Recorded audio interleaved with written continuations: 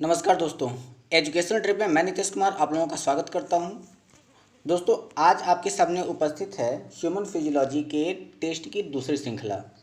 यह टेस्ट की श्रृंखला आपको क्यों दी जा रही है, इसके बारे में आपको पहले ही बता दिया गया था। तो हम लोग सबसे पहले शुरुआत करते हैं आज के अपने पहले प्रश्न से। मानव हृदय में कितने कोष्ठ होते हैं? 2, 3, 4, 5। आपका सही उत्तर है 4 कोष्ठ होते हैं, 2 आलिंद और 2 निलय। अगला है, नाड़ी दर कहाँ से मापा जाता है? सिरा से, धमनी से, त्वचा से, तंत्रिका से। आपका सही उत्तर है धमनी से। अगला, एक किशोरवय मनुष्य में सामान्य रक्तदाब कितना होता है? 120/80 mmHg, 160/95 mmHg, 130/90 mmHg, 80/120 mmHg।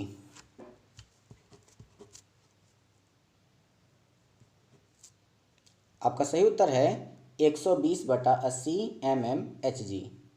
अगला, दौड़ लगाते समय मनुष्य का रक्तचाप बढ़ जाता है, घट जाता है, ऊपर नीचे होता रहता है, एक समान रहता है? बिल्कुल, मैंने आपको इसके बारे में बताया भी था कि आदमी दौड़ते समय उसका रक्तदाब क्या हो जाता है? बढ़ जाता है। यानी कि जब आदमी दौड़ रहा हो या फिर उसके अंदर जब डर आ गया हो तो उस समय में उसके हृदय की धड़कन बढ़ जाती है, और जब हृदय की धड़कन बढ़ जाएगी तो रक्तदाब अपने आप बढ़ जाएगा।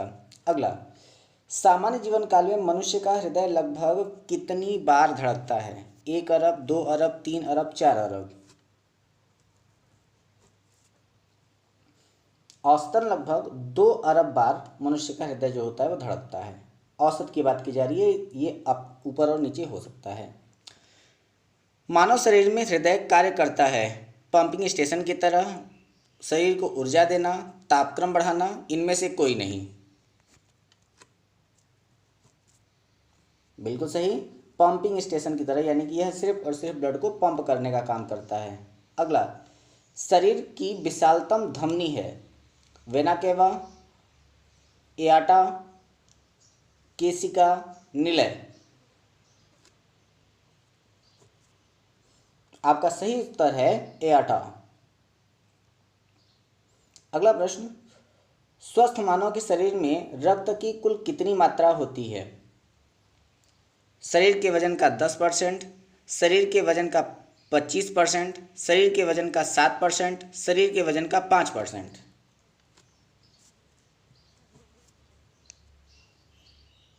आपका सही उत्तर है शरीर के वजन का लगभग 60% जो होता है, 7% जो होता है वो आपके रक्त की मात्रा होती है। अगला, एक वयस्क में एक वयस्क में रक्त का औसत आयतन होता है 3 से 4 लीटर, 4 से 5 लीटर, 5 से 6 लीटर, 6 से 7 लीटर? लगभग 5 से 6 लीटर रक्त होता है। अगला, रुधिर का पीएच है 7.2, 7.8, 6.6, 7.4? यूनिवर्सल फैक्ट है, सबसे पहले वीडियो मैंने आपको बताया था 7.4। अगला, मानव शरीर में रुधिर बैंक यानी कि ब्लड बैंक का कार्य कौन करता है? तिल्ली यानी कि स्प्लीन, प्लीहा, फेफड़ा, हृदय, यकृत? तो स्प्लीन को हम लोग क्या कहते हैं? Blood bank of the body कहते हैं। अगला है, मानव रक्त में प्लाज्मा में प्रायः पानी की प्रतिशत मात्रा कितनी भिन्नता होती है? 60 से 64%, 70 से 75%, 80 से 82%, 91 से 92%?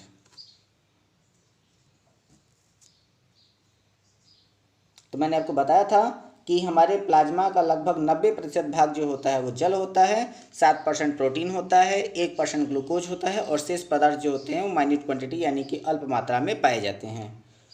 अगला, रक्त में पाई जाने वाली धातु है कैल्शियम, जिंक, सोडियम, लोहा?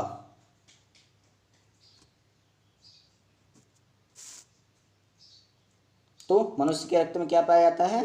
आयरन पाया जाता है, यानी कि लोहा पाया जाता है। अगला, रक्त का शुद्धिकरण कहाँ होता है? फेफड़ा, यकृत, किडनी, इन सभी में?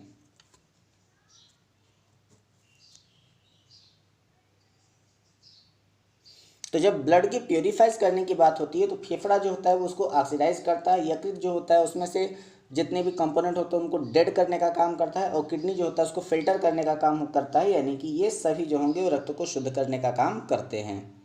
अगला, निम्नलिखित में से कौन सा सही कथन है? शरीर में सारा रक्त किडनी के माध्यम से मिल जाता है, शरीर में सारा रक्त किडनी के माध्यम से गुजरता है, शरीर में सारा रक्त किडनी के माध्यम से शुद्ध होता है, शरीर में सारा रक्त किडनी के माध्यम से बनता है।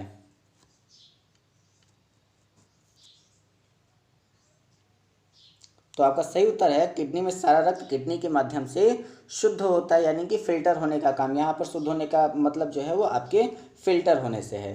ठीक है, तो ऑक्सीडाइज करने का काम यानी कि ऑक्सीकृत करने का काम फेफड़ा ही करता है, और शुद्ध करने का काम यानी कि छानने का काम जो है वो आपका किडनी करता है। अगला प्रश्न, मानव शरीर में खून के शुद्धिकरण की प्रक्रिया को कहते हैं डायलिसिस, हीमोलिसिस, ऑस्मोसिस, पैरालिसिस।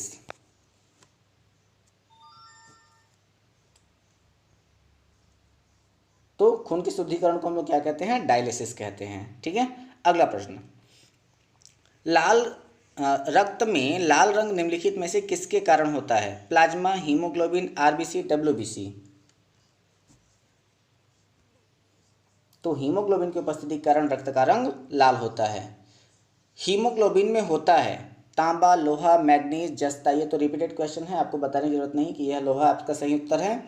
अगला, शरीर में हीमोग्लोबिन का कार्य है ऑक्सीजन का परिवहन, जीवाणुओं का नाश, रक्ताल्पता का निवारण, लौह का आयोजन।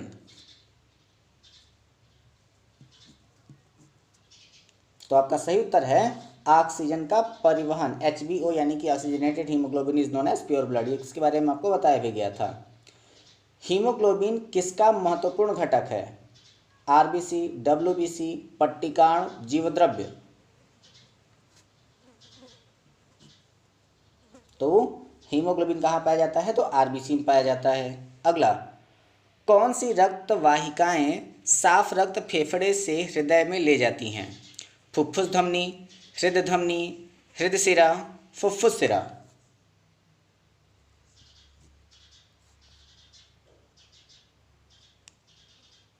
तो आपका सही उत्तर है फुफ्फुस सिरा।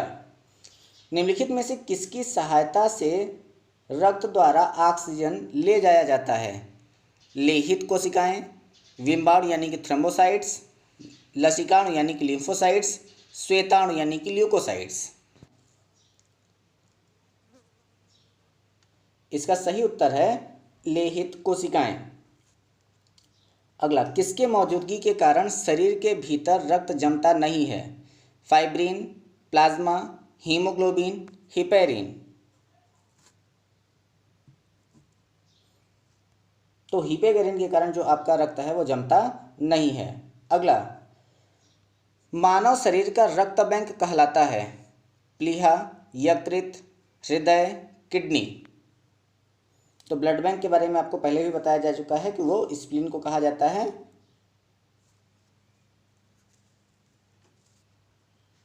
अगला प्रश्न, रुधिर के प्लाज्मा में निम्नलिखित में से किसके द्वारा एंटीबॉडी निर्मित होते हैं? Monocyte, lymphocyte, eosinophil, neutrophil.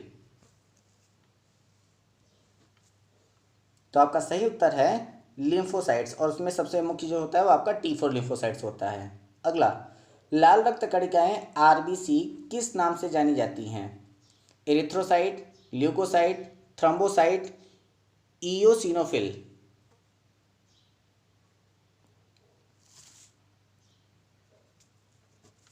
तो उसको हम लोग कहते हैं एरिथ्रोसाइट्स। अगला प्रश्न, लाल रक्त कणिकाएं आरबीसी कहाँ उत्पन्न होती हैं? तिल्ली, ब्रिक, यकृत, अस्थिमज्जा। आपका सही उत्तर है बोन मैरो यानी कि अस्थिमज्जा में।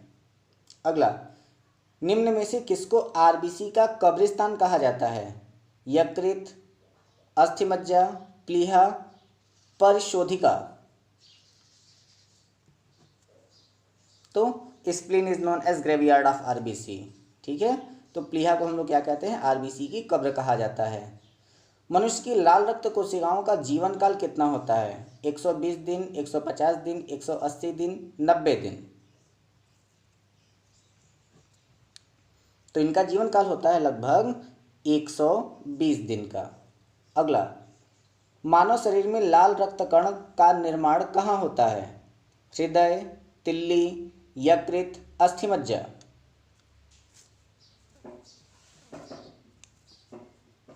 तो लाल रक्त कण का निर्माण आपके अस्थिमज्जा में होता है। ये भी रिपीटेड क्वेश्चन है, थोड़ी देर पहले आपने देखा था इसके बारे में।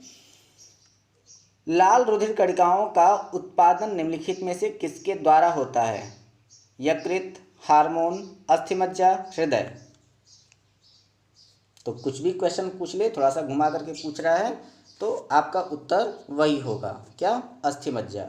अगला, उच्च उन्तांश पर मानव शरीर में आरबीसी का आकार बढ़ेगा, का आकार घटेगा, की संख्या बढ़ेगी, की संख्या घटेगी।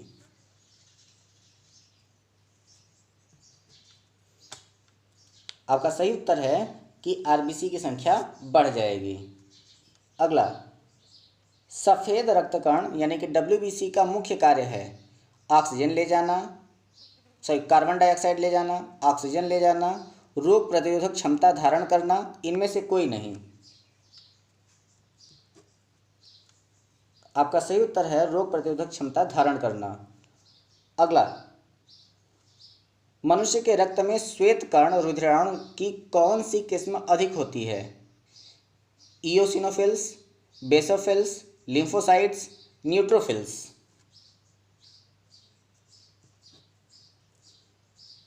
आपका सही उत्तर है न्यूट्रोफिल्स। अगला, जब कोई बाहरी पदार्थ मानव रुधिर प्रणाली में प्रविष्ट होता है तो प्रतिक्रिया कौन आरंभ करता है, आरबीसी, डब्ल्यूबीसी, पट्टिकाणु, जीवद्रव्य। आपका सही उत्तर है डब्ल्यूबीसी, क्योंकि हमारे बॉडी की इम्यून प्रोडक्शन का काम डब्ल्यूबीसी के ही पास होता है। अगला, रक्त समूह के खोजकर्ता कौन है, लैंडस्टीनर, लिवाइन, वियनर, लीवेनहॉक। आपका सही उत्तर है लैंडस्टीनर। अगला, आरएच फैक्टर का पता लगाया किसने, लीवेनहॉक ने, वियनर ने, लैंडस्टीनर तथा वियनर ने। आपका सही उत्तर है लैंडस्टीनर तथा वियनर ने। अगला, किस रुधिर वर्ग में एंटीबॉडी नहीं पाई जाती है, ए, बी, ए बी, ओ। ये सब आपको बताया गया है, तो एंटीबॉडी नहीं पाई जाती है ब्लड ग्रुप ए बी में। अगला, किस रुधिर वर्ग में दोनों एंटीबॉडी पाई जाती है, ए बी, ए बी, ओ। तो आपका सही उत्तर है ब्लड ग्रुप ओ में दोनों एंटीबॉडीज पाई जाती हैं, बी और ए दोनों। अगला, किस रुधिर वर्ग में कोई एंटीजन नहीं पाया जाता, ए बी, ए बी, ओ। तो ब्लड ग्रुप ओ में कोई भी एंटीजन नहीं होता है। अगला, एंटीजन प्रतिजन का एक ऐसा पदार्थ है जो शरीर के तापमान को कम करता है, हानिकारक जीवाणुओं को नष्ट करता है, प्रतिरक्षी के निर्माण को बढ़ावा देता है, विष से बचाव के लिए प्रयोग किया जाता है। आपका सही उत्तर है प्रतिरक्षी के निर्माण को बढ़ावा देता है। अगला, एंटीबॉडी का मुख्य कार्य किसके विरुद्ध होता है, प्रतिकूल वातावरणीय दशाओं के, पोषक पदार्थों की कमी के, विपत्ति के, या फिर संक्रमण के। तो आपका सही उत्तर है संक्रमण के। अगला, आरएच फैक्टर का नाम किससे संबंधित है, भालू से, बंदर से, मनुष्य से, बिल्ली से। आपका सही उत्तर है बंदर से। इसके बारे में मैंने आपको बताया था कि रेसस बंदर से जो है उसका नाम सबसे पहले लिया गया था। अगला, आरएच तत्व के अनुसार कौन सी जोड़ी विवाह के लिए उपयुक्त नहीं है, आरएच प्लस पुरुष तथा आरएच माइनस महिला, आरएच माइनस पुरुष तथा आरएच प्लस महिला, आरएच प्लस पुरुष तथा आरएच प्लस महिला, आरएच माइनस पुरुष तथा आरएच माइनस महिला। आपका सही उत्तर है RH प्लस पुरुष और RH माइनस महिला। अगला प्रश्न, संतानों में भ्रूणीय अवस्थाओं में माता के गर्भाशय के अंदर ही रक्त का थक्का बनने से मृत्यु हो जाती है। इस रोग को इरिथ्रोब्लास्टोसिस फिटेलिस कहा जाता है। इसका कारण है पिता का RH पॉजिटिव तथा माता का RH पॉजिटिव होना, पिता का RH नेगेटिव तथा माता का RH पॉजिटिव होना, पिता का RH नेगेटिव तथा माता का RH पॉजिटिव होना, पिता का RH पॉजिटिव तथा माता का RH नेगेटिव होना।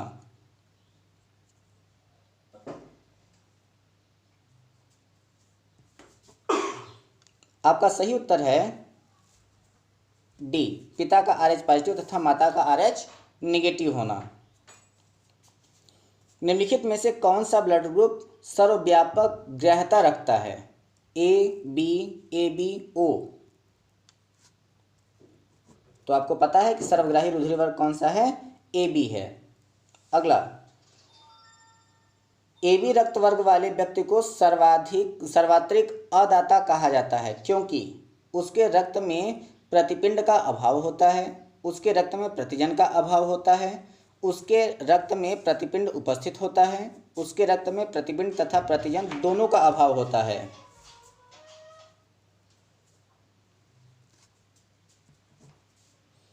आपका सही उत्तर है 98 का ए। अगला, मानव रक्तदान के लिए कौन सा रक्त समूह सर्वात्रिक दाता यानी कि यूनिवर्सल डोनर होता है? बी पॉजिटिव, ओ समूह, ए बी समूह, ए पॉजिटिव समूह। तो यूनिवर्सल डोनर जो है वो आपका ब्लड ग्रुप ओ है। अगला, रक्त समूह ओ वाला व्यक्ति किस रक्त समूह के व्यक्तियों से रक्त ले सकता है? केवल ए और बी से, ए बी और ओ से, ओ और ए बी से, केवल ओ से। तो ब्लड ग्रुप ओ वाला केवल ब्लड ग्रुप ओ वाले से रक्त ले सकता है। हम आशा करते हैं आपको यह वीडियो पसंद आई होगी। आपके कितने प्रश्न सही हुए आप हमको कमेंट बॉक्स में ज़रूर दें।